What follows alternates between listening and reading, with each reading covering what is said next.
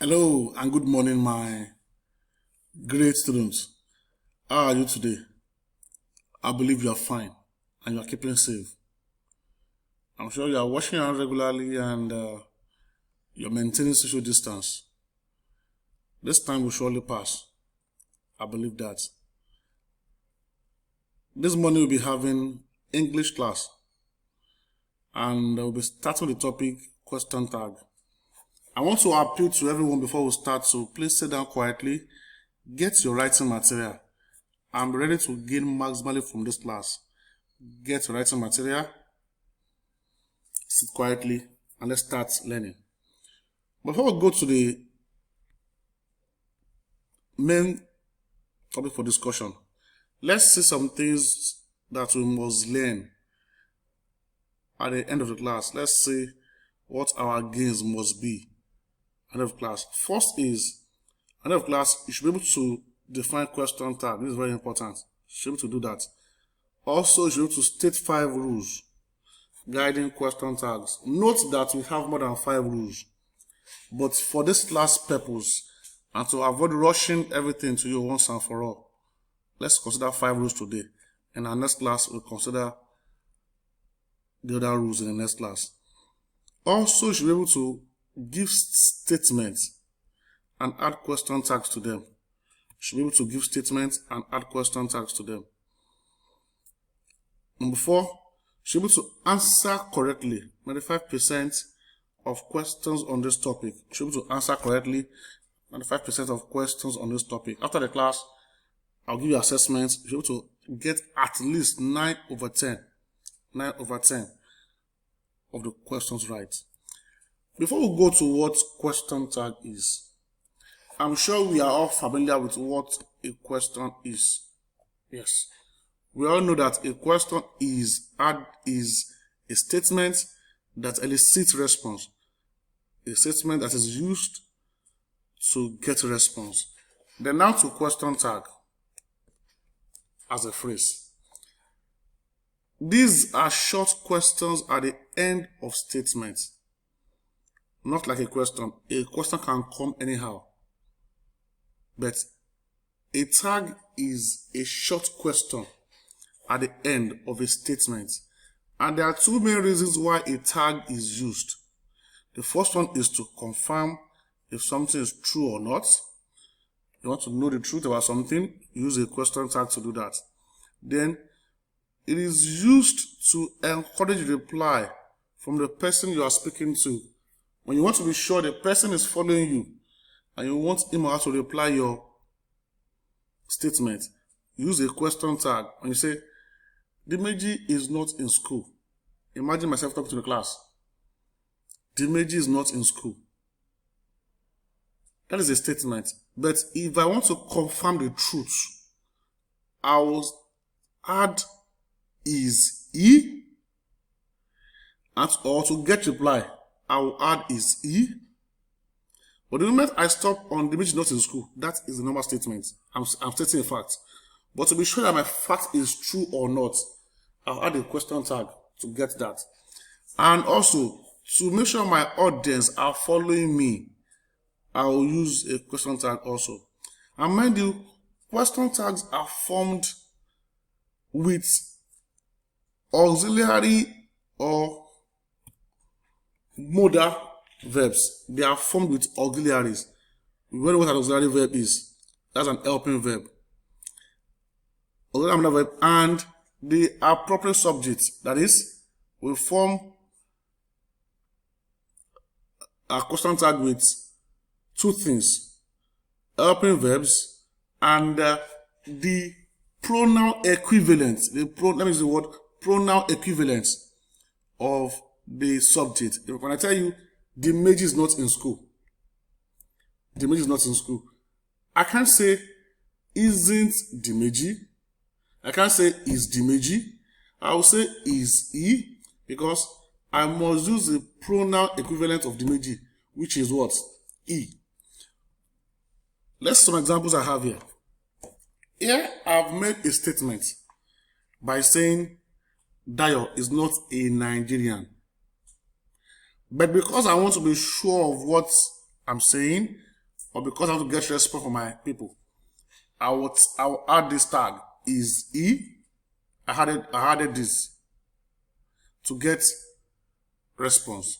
They danced well. They danced well. To get response, I added this.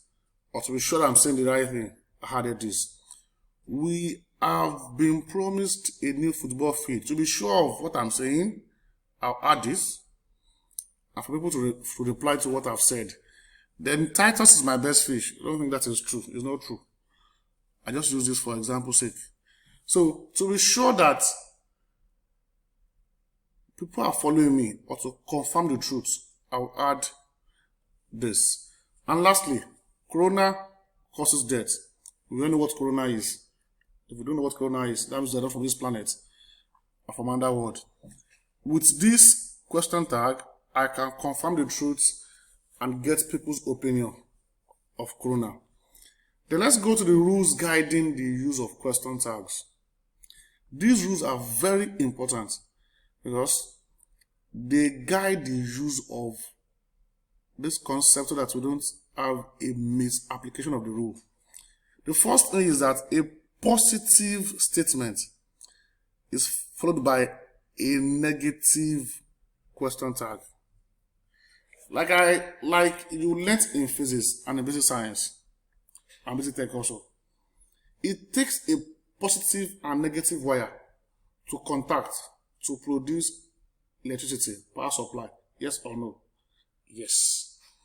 Also in this case, it will take a positive statement and a negative tag to meet to have a grammatically correct sentence. Once it is positive and negative, you are right. You can't try positive and positive. That will be wrong in English. Also in physics, that will cause explosion in power supply. So here you must have a positive statement to have this. And you can see all these statements here are positive. What is a positive statement? A positive statement is a statement that does not have not, doesn't have no, doesn't have never. When a statement does not have these three things, such a statement is positive. You can see from my examples here, Jack is, Mary can, we like, they have, Kate was. They are all positive statements. That is why they have negative tag. Isn't he? Can't she? Don't we? Haven't they? Wasn't she? Because they are in negative form, they have been attached to what? To a positive statement. So let's try and note that. Then let's go to number 2 now. Number 2 is an exact opposite of the first one. In the sense that it takes a negative statement to attract a what? A positive tag. So remember that. Number 1 is positive, negative. Here is now what? Negative, positive. And you can see all my examples here. They are all negative. Negative statement. Negative. Negative. Negative. And how do you know negative statement? How do you know? Negative statements will have no. We have no. We have not. We have never. That is what negative statement is. And you can see they all have negativity in them. And that's why they are taking positive tags. Is he? Can she? Do we? Let me add O here to do. Have they? Was she? All these are positive tags attached to all these negative statements. That is one thing about rule number 2. And also, number 3, when the verb in the main sentence is in the simple present tense form, mind you, simple, the verb. When the verb is in the simple present tense form, and what are verbs in this form? They are verbs that connote habitual actions. They connote habitual actions or daily activity. They connote habitual actions or daily things you do every day. Like now, if I have something to do every day, you tell me I eat always. Dimeji eats daily.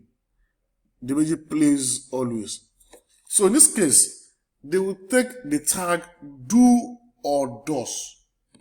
Any verb in this form takes the tag do or does. And you can see all my examples here. They are in the simple present tense form. Like, play, attends, take, prefer. And because they're in that form, they are taking don'ts, does, doesn't, do, don't. Let me say something about this issue of do and does. Does is applied for singular subject. Singular subject. Alison, singular. Yes or no? Yes. Deborah, singular. We have does here also. Can you see that? But do is applied for plural subject. Plural. Note that. Plural subject. We. You can singular or plural. Then we all know one thing about I now. I does not take anything singular except am and was. Other things that I will take is plural, like I have. Have is plural. I will tell you I have. I eat. Eat is plural, and I must go with plural. So let's try and note how we use the do and the does. And number 4. If your verb is in a simple past tense, we use did in the tag. Did is the past tense of do and does. I'm trying to do a brief revision of verbs. Did is the past tense of do and does. And the past participle is what? Yes, you're right. It's done. Done. That's the past participle. Here we can see all these verbs are in the past tense. Because we all know that past tense connotes past events. Something done and dusted. And because they are all in the past tense, played, liked, attended, took, preferred, they will take did in the tag. You can see all the tag. They are in did form. Or because the past tense, because the verb is in the past tense. So anytime we have the verb in a past tense form, we use did in the past tense form of the tag also. So let's try and note that we use did. So because these are in the past tense, we use did. And lastly, when the statement contains a word with a negative meaning, the tag needs to be positive. This rule is more or less similar to the second rule. Second rule that says that negative statements will take positive tags. But here it's saying that when the statement contains a negative meaning, that means the statement may not have no, may not have not, even may not have never. But the moment the statement is negative in meaning, the tag must be what? Positive. Positive. You can see all the statements, they are negative in meaning. Let's see them one by one. Hardly. He hardly speaks. They rarely eat. Deborah never. We seldomly. David hardly. All the statements are negative in form. What I have underlined are called adverbs. Adverbs modify verbs, adjectives, and other adverbs. They have modified the verbs here. The verbs have become negative in form. He hardly. Hardly, there's an adverb modifying speaks. They rarely. Rarely is an adverb modifying it. Deborah knew, never knew. Adverb modifying knew. We seldomly take snacks to school. Seldomly, there's an adverb. It is modifying take. Then adly, adverb modifying comes. I once told you that most adverbs end on ly. Almost all adverbs end on ly. Adly, rarely, usually, they end on ly. Then, before we go to the conclusion, let's do a brief recap of what I've said so far. Number one, I said that a positive statement takes a negative tag. That's the first rule. And you can see from my examples what this entails. Then I also said negative statement is followed by what? A positive tag. That is, when the statement is negative, it takes a positive tag. Number three, I said when the main sentence has a verb in the simple present tense form, a verb in this form, the tag will be do or does.